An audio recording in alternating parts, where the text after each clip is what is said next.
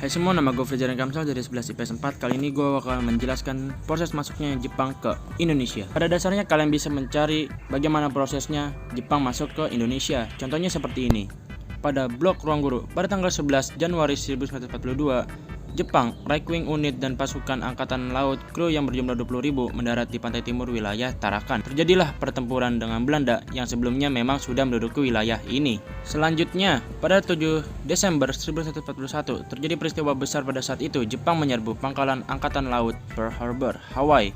Aksi ini merupakan sebuah gerakan invasi yang kemudian dengan cepat merambah ke kawasan Asia Tenggara, sehingga di 1942 Jepang menduduki Filipina, Pontianak, Balikpapan, Palembang, Tarakan, dan Samarinda, yang mana waktu itu bangsa Belanda masih berada di wilayah Indonesia. Selanjutnya, alasan diterimanya Jepang dengan baik.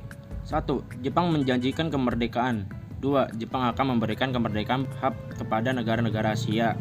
3. Jepang simpatik terhadap pergerakan nasional.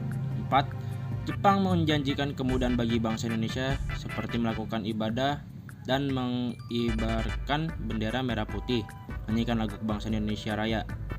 Kelima, menyerah Belanda terhadap Jepang dianggap sebagai akhir dari penjajahan Belanda.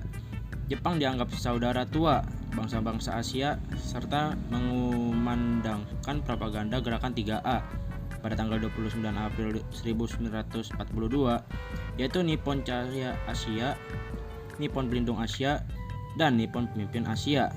Gerakan ini diketuai salah satu tokoh pergerakan nasional, yaitu Mr. Syamsuddin.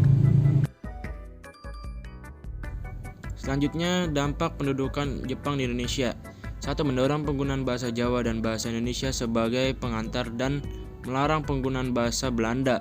Kedua, membentuk propaganda gerakan 3A yang diketuai oleh Mr. Syamsuddin dengan tujuan menarik simpati rakyat Indonesia membantu Jepang melawan sekutu dalam Perang Dunia Kedua. Selanjutnya, dampak pada ekonomi. Yang pertama, menyita aset-aset ekonomi yang penting, seluruh hasil perkebunan, teh, kopi, tebu, dan jagung, pabrik, bank, dan perusahaan-perusahaan penting milik Belanda. 2. Melakukan pengawasan yang sangat ketat.